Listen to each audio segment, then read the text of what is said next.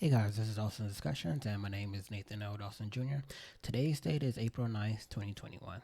In this video, I will be reviewing this book, Black Labor, White Wealth, The Search for Power and Economic Justice by Dr. Claud Anderson. It was released in August 1994, so stay tuned. Okay, here's some information on the author. Dr. Claud Anderson is a successful author who has popularized Black history and is widely recognized as one of America's most influential intellectuals.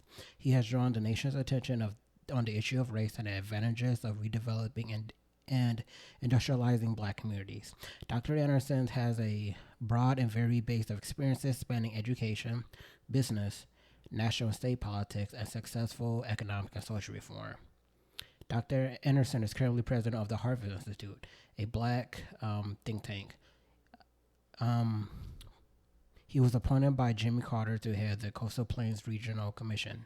Dr. Anderson funded and directed economic development activities for governors in the southern eastern states. He was the executive director for two economic development corporations in Miami, Florida. As special assistant to the 1988 Democratic Convention, he awarded 37% of contracts to blacks, a record that has not been reached or broken. During integration, he served as the state coordinator of education of the state of Florida under Governor Reuben Askew. Dr. Anderson has developed the concept of powernomics, a set of political and economic strategies based upon his analysis of the race problem as described in this book that I'm reviewing, Black Labor, White Wealth. Powernomics is designed as a solution to the nation's race problem to help make Black America more self-sufficient and more competitive as a group. He is also involved in several projects to redevelop inner cities according to powernomic strategies. As an entrepreneur, Dr. Anderson built Maryland's largest seafood producing facility and operated it for 7 years. He has owned and operated radio stations, he owned radio stations. He owned retail food outlets, and he owns a residential construction company. Dr. Anderson is the president of the Harvard Institute, which is again a nationally recognized think tank that does research, policy development, and education and advocacy to increase the self-sufficiency and political competitiveness and economic competitiveness of Black America. So essentially, this book, Black Labor, White Wealth, The Search for Power and Economic Justice by Dr. Claud Anderson, it is a very good book, and I think all pro-Black minded individuals should read this book. To summarize, it tracks slavery and Jim Crow public policies that use Black labor to construct a superpower nation. It details how Black people were socially engineered into the lowest level of a real-life monopoly game, which they are neither playing or winning. Black Labor is a comprehensive analysis of the issue of race. It has 9 chapters and 250 pages. So chapter 1 is the nature of the problem. Chapter 2 is power and Black progress. Chapter 3 is impediments to empowerment and economic justice. Chapter 4 is why whites choose to enslave blacks. Chapter 5 is why blacks cannot emulate ethnic immigrants. Chapter 6 is white bridges to wealth and power. Chapter 7 is a national public policy on Black people. Chapter 8 is becoming politically and economically competitive in America. And lastly, Chapter 9 is cultural foundations for economic power, Black artists and athletes.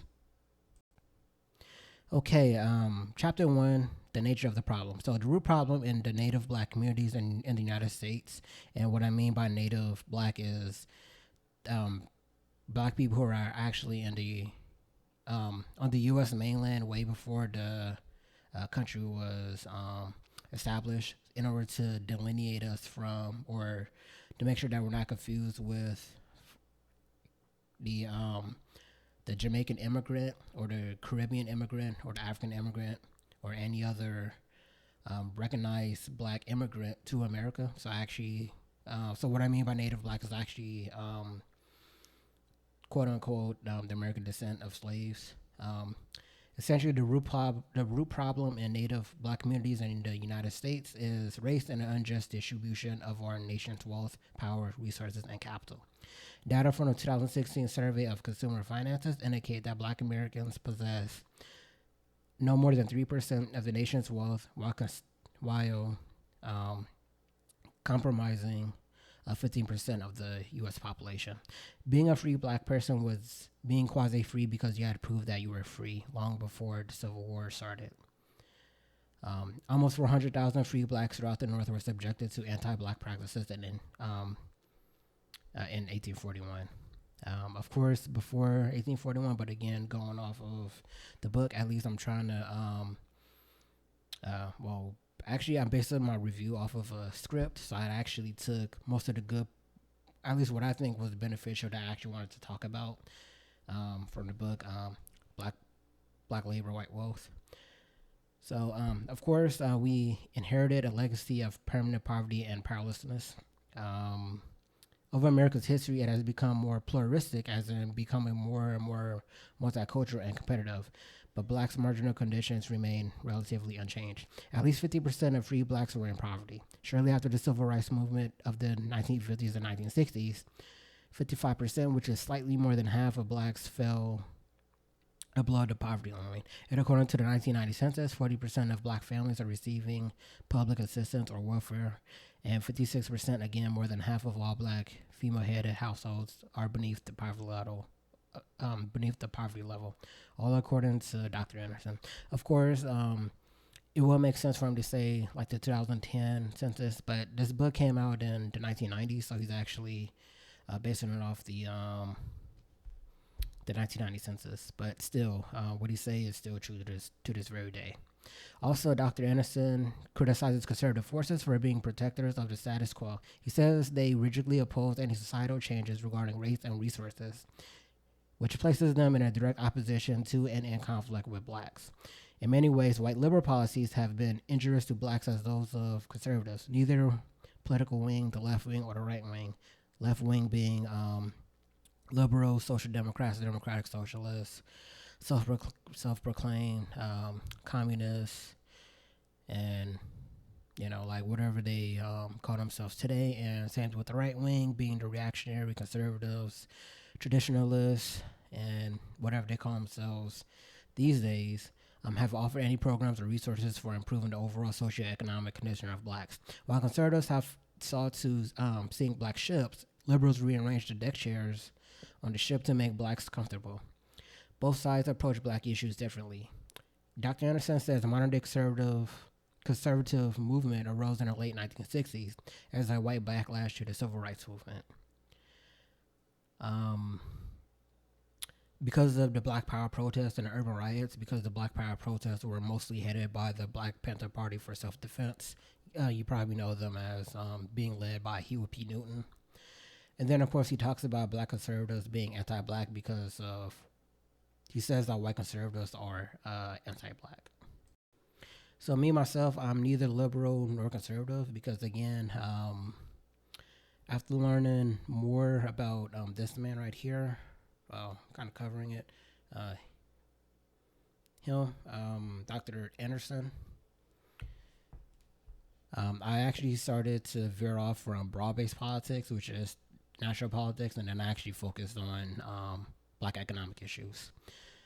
So me, myself, I'm not liberal and I'm not conservative, at least on the national broad-based politics.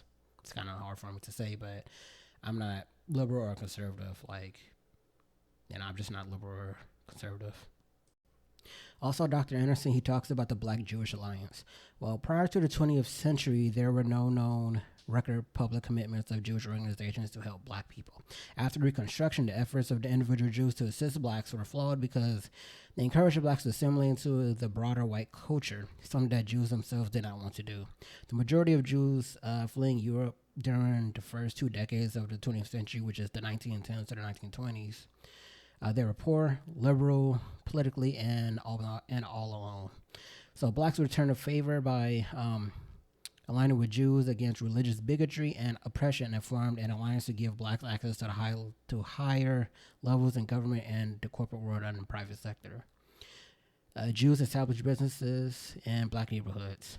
The alliance began to break down as blacks began to be disenchanted with the lack of progress and stagnant socioeconomic conditions. So black organizations like the National Association for the Advancement of Colored People, or we call it as NAACP, were advised to pursue social integration. And the Black Power movement, again, with the Black Panther Party for Self-Defense, made Jews shift more to the right of the political spectrum. Again, all this is according to Dr. Anderson. Dr. Anderson further states that anti-black conservatism from the 1980s to now severed the fragile relationship that was being built between the blacks and the U.S. government. Conservative whites opposed public policies that mandated busing, affirmative action, and racial preferences. And I think it just, and we found out, at least in recent months, like I think Joe Biden himself, currently President Joe Biden, I think he did oppose busing.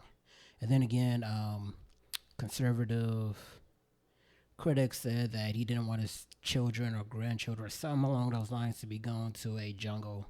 And then, of course, he was perceived to be racist because he said jungle because, jungle, racism. Try not to be too racial, but you know what I mean. Anyway, shortly after President Nixon's election, and Nixon, he was a Republican. Daniel Moynihan, who was a Democratic senator, I believe, he sent out the first signal that the federal government was ready to use its power to put blacks back in a place by blaming them on themselves, but not racism. In the 1970s, Moynihan issued his infamous benign neglect memorandum that announced the new public policy on blacks. And again, because of benign neglect, this is why I don't vote at all. Because benign neglect is still in use, and Moynihan said that Indians, Mexican Americans, and Puerto Ricans would be useful. And of course, we see it today, at least for those who really do see it for what it is. We see it through this BIPOC movement, or the Black Indigenous People of Color movement, and this phony Black and Brown coalition. Also, the Civil Rights Movement focused its entire weight of resources, capital, wealth on achieving social integration. Black leaders voted to focus on neutralizing the forces behind Jim Crowism, or develop strategies for Black America to use in dealing with problems that spring forth from the maldistribution and racist control of wealth, power, resources, and capital in America. They also failed to develop a long-term national plan with goals and strategies, and failed to construct a national network of institutions to train new generations of blacks for leadership positions and implement a national plan for Black empowerment. And of course, as I usually say to people who are disillusioned with voting for Democrats, or just voting in general just to get empowerment. The 1950s and the 1960s civil rights movements should have stopped at equal protection under the law. Essentially, what I mean by that is, prior to integration, we had our own businesses. Our dollar was circulating multiple times before it left the community, and then now, post-integration, and now in 2021, now the dollar only circulates at least six hours, while the Hispanic community, there's probably rotate maybe, 6 days, and then white folks, there's rotate maybe 14 days, or Jews, they have theirs rotate like 3 weeks, and Asians, they have theirs rotating like a month or a month and a half. Though the number might be inaccurate, but point still stands, like, Black people, ours don't rotate that much, while Asians and Jews, theirs rotate like on and on and on and on and on.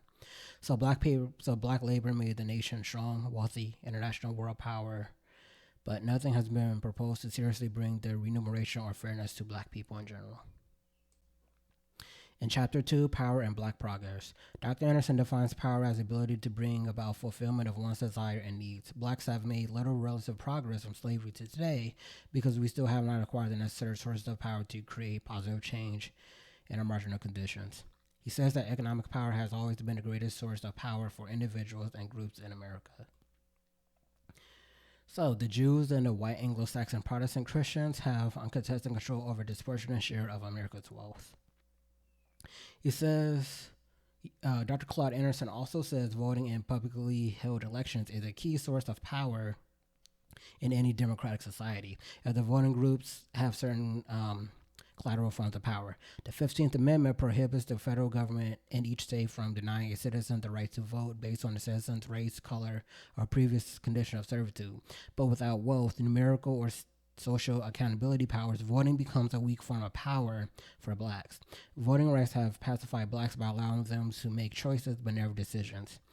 Since the 1960s, blacks consistent level of voter participation indicates that they steadfastly believe that their voting power can significantly change their life conditions. Blacks' limited income and limited wealth, limited capital, and limited resources encourage them to support their political candidates with campaign workers and votes at the ballot boxes. Even when blacks vote other blacks into office, the socioeconomic conditions for black people do not improve. Blacks have always been denied quid pro quo or something or at least getting something in return for their votes. And once I actually started studying the previous elections, and well, at least the U.S. presidential elections, in order to keep it simple, and of course this more recent U.S. presidential election, like leading up to it, and of course, like with a whole lot of stuff going on with black people, the way black people approach the 2020 U.S. presidential election pretty much gives me zero hope on a prosperous and benevolent future for black people as a whole. Black people went from no tangibles, no reparations, no vote, no justice, no peace, no vote, to we need to vote Trump out because he's a racist. Our very lives depend on it, and we work with the Biden Harris administration on the back end to get reparations going at a snap of a finger. Money controls politics. If your mere vote truly matters, what makes you think that you're going to get what you want when you only have 3% of this nation's wealth? Well, also, why do we see people trying to overturn the Citizens United versus the FEC decision? So on January 21st, 2010, the Supreme Court issued a ruling in the Citizens United versus Federal Election Commission, overruling an earlier decision, Dawson versus Michigan State Chamber of Commerce, that allowed restrictions on independent expenditures by corporations. The court also overruled a part of McConnell versus the Federal Election Commission that held that corporations could be banned from making electioneering communications. The court upheld the reporting and disclaimer requirements for independent expenditures or expenses and electioneering communications. The court ruling did not affect the ban on corporate contributions. So again, if we hold no more than 3% of this nation's wealth, how do you think that we're going to get exactly what we want? 97% of non-black wealth can easily outnumber 3% of black wealth and black political representation. Blacks have made very little progress on the beginning of this country to today because we have no real power. The black vote alone will not ensure blacks a respectable status in America. Let me repeat that again. The black vote alone will not ensure blacks a respectable status in America. Let me repeat it again one more time. The black vote alone will not ensure blacks a respectable status in America. Chapter 3. Impediments to Empowerment and Economic Justice. Dr. Anderson points to constitutional racism, racism in the Supreme Courts and the court systems and the legal system, absence of group economics and capitalism, and pursuing myths. So pursuing myths, what he means is the myth of integration, meaning real integration will never come true for blacks because all plans and goals must be processed through and approved by the dominant society into which the minority group is integrating. The myth of equal opportunity for all, grounded in the belief that the dominant white society will voluntarily share power with blacks. Power is rarely shared between competitive groups. Myth of eradicating poverty. Poverty is just a given fact of life. It just can't be eradicated. Myth of cultural diversity, given dominant society unrestricted entry into black culture. The myth of black ethnicity. Ethnicity is just the sharing of a common language, religion, culture, and a set racial characteristics. Of course, blacks, we share the English language. We belong to every religious group. We have Christians, Judaism, Islam, the Black Hebrew Israelite religion, and probably other religions, but those are the main religions that I know that we are mostly a part of.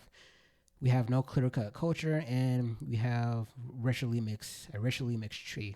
The concept does not aptly describe blacks and should merge black interests with those of other groups. The idea to classify blacks as ethnics is a political sleight of hand that springs from conservatives' attempt to promote a colorblind strategy. This will set blacks as ethnic groups and is going to set them up for a new round of benign neglect. Again, all according to Dr. Anderson himself. Also, the myth of sexism is equal to racism. Dr. Anderson says women enjoy the fruits of black labor. Sexism is more class issue than class struggle. Being a woman has its challenge, but it's not similar to being a black person. But in the 1970s, it is somehow linked. White women had access to the white man's wealth, power, resources, and capital. Blacks have not. Blacks never had a counter option of discriminating collectively against women. Women tried to be included into the 13th, 14th, and 15th Amendment, which was specifically for black people. When the 15th Amendment passed, women's attempt to have gender included into the amendment had failed. Women's suffrage groups criticized Congress for excluding women from the 15th Amendment, although the 15th Amendment, it didn't say anything about gender. So Elizabeth Cady Stanton used racial and elitist arguments against placing the enfranchisement of black men above the concerns of the white woman. Stanton said the black woman would be better off as a slave of an educated white man than of a degraded, ignorant black one. Women issues and the women movement were systematically equated to and used to neutralize the black socioeconomic advancement, even though there was little similarity between the status of blacks and women. Black Americans were always were always powerless and a impoverished minority. They were legalized to be a minority. White women are a majority group who has access to wealth and power, capital, and resources. In our majority when society, women are a majority and always have the population numbers and political power to alter their conditions whenever they collectively decided to do so. Due to a lack of consensus on social and racial issues, women of all colors have never chosen to move as a sex-bound unit. Instead, a large number accepted their subordinate position to the white male and shared his socio-economic exploitation of other groups, especially blacks. White women were socioeconomically advantaged by the enslavement and Jim Crow of segregating of blacks. Yet the reverse was never true. Black Americans have neither been collectively benefited nor advantaged by gender discrimination against women. It is amazing that instead of competing against and holding her white male counterpart accountable for any opportunities denied by women, so white women prefer to equate themselves to and compete against a powerless black minority in affirmative action policies.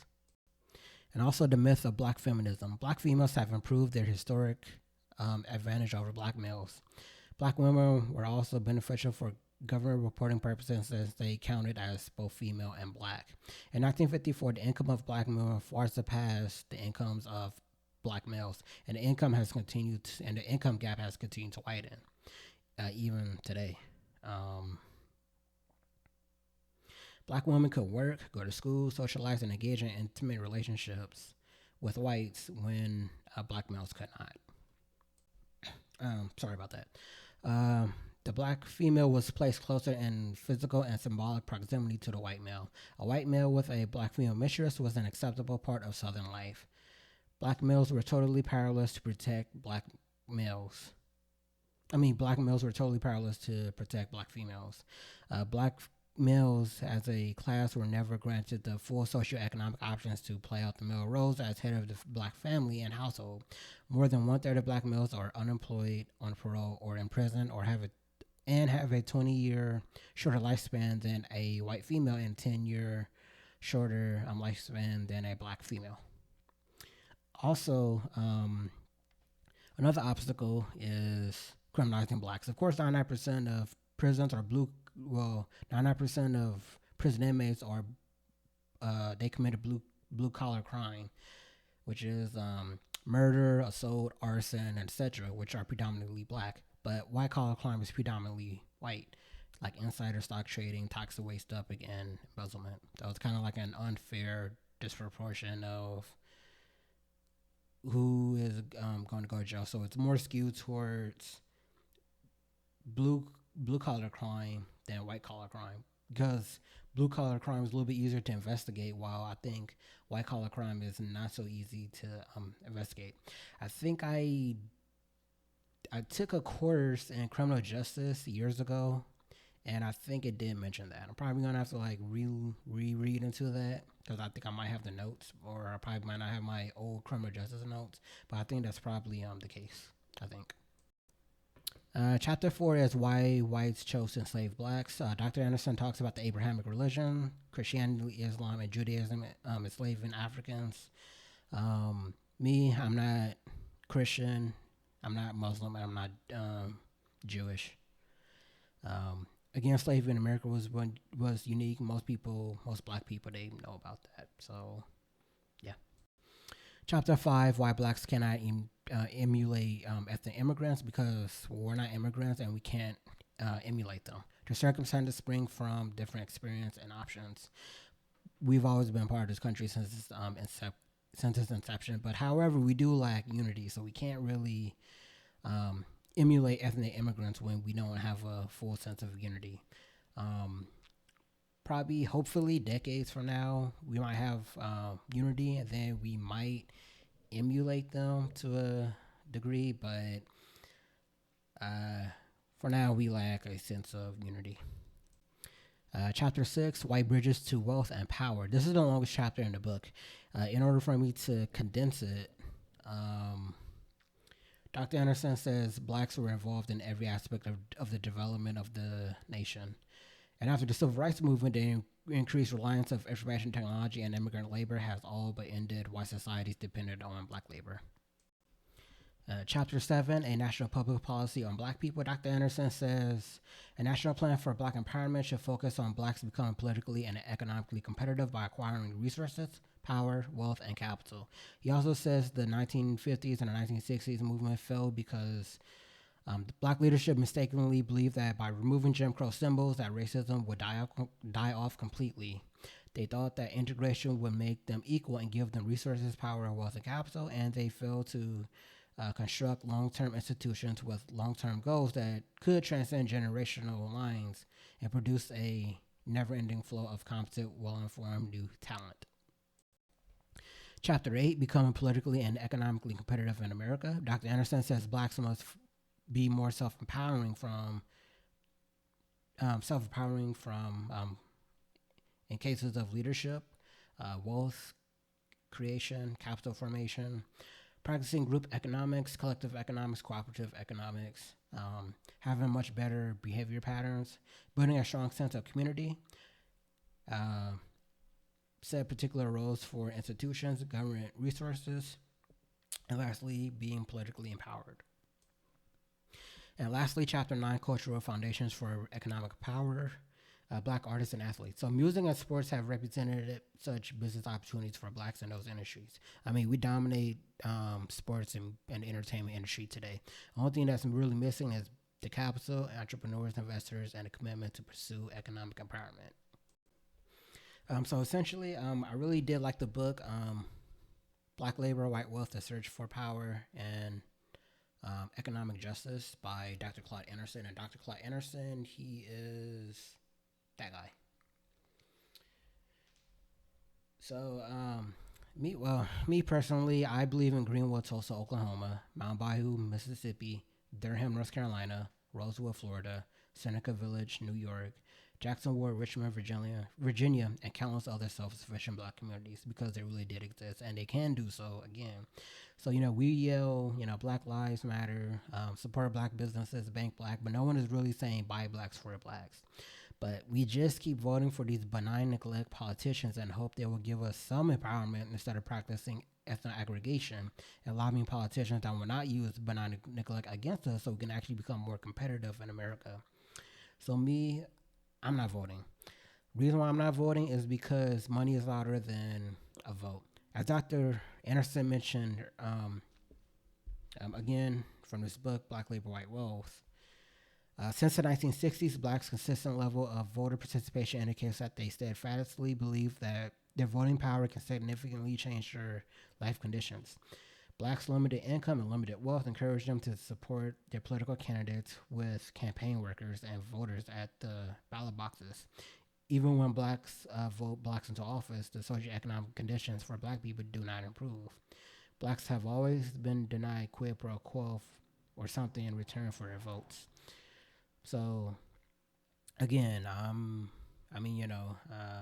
the very first election that I was eligible to vote in was the 2016 election, Trump versus Clinton.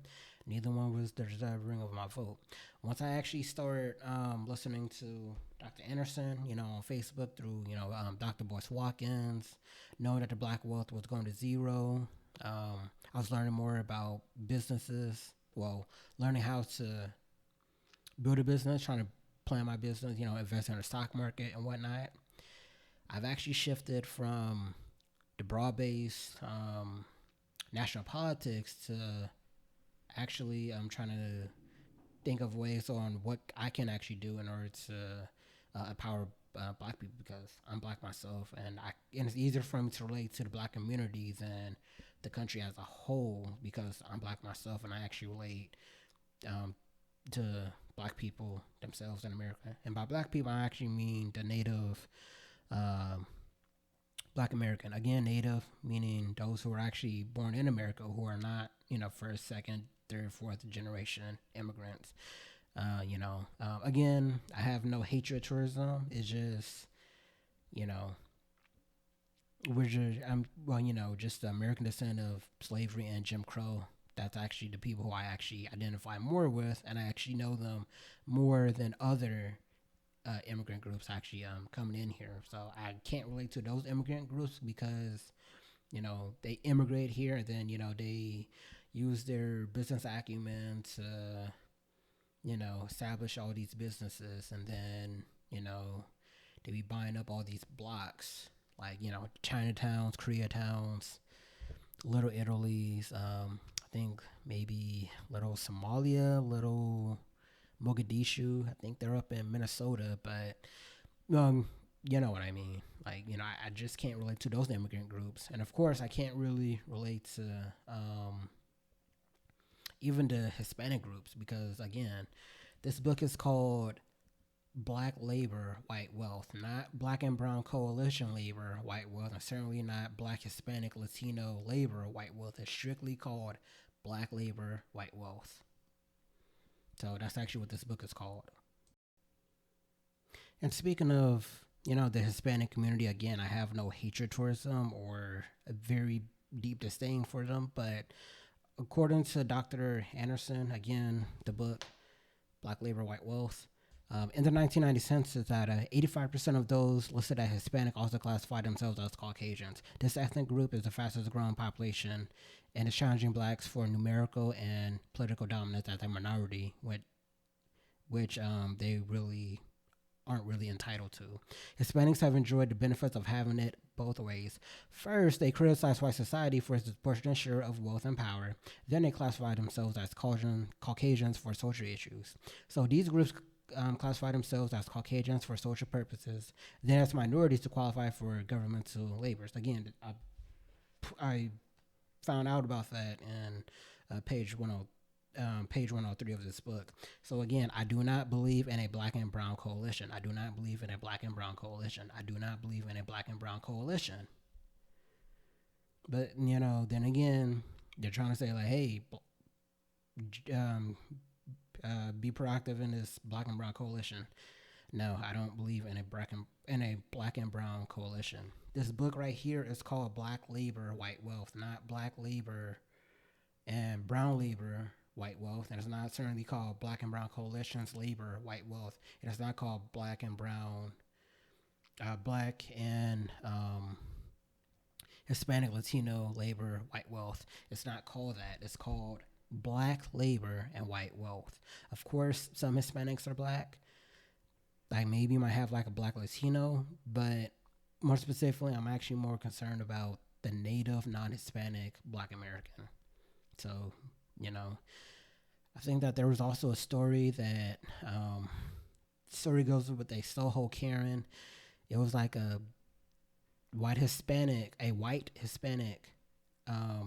accused a black student or a black person of stealing her cell phone, and then I think on her birth certificate or something. I think it was on the news, or at least I saw it from a black news outlet saying that she identified as Caucasian. So we don't have any allies. No allies. I don't believe in that coalition. I don't.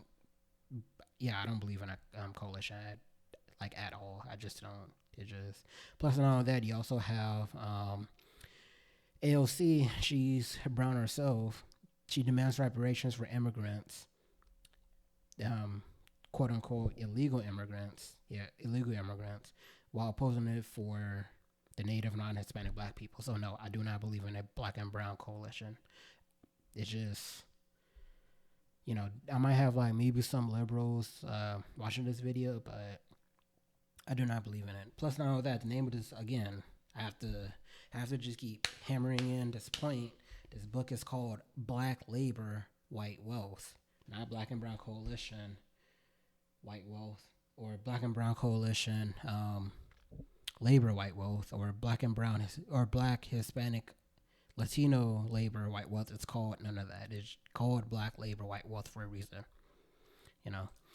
So again, this is Dawson's Discussions. My name is Nathan Noah Dawson Jr. And this video was my personal review on the book Black Labor, White Wealth: The Search for Power and Economic Justice, written by Dr. Claud Anderson.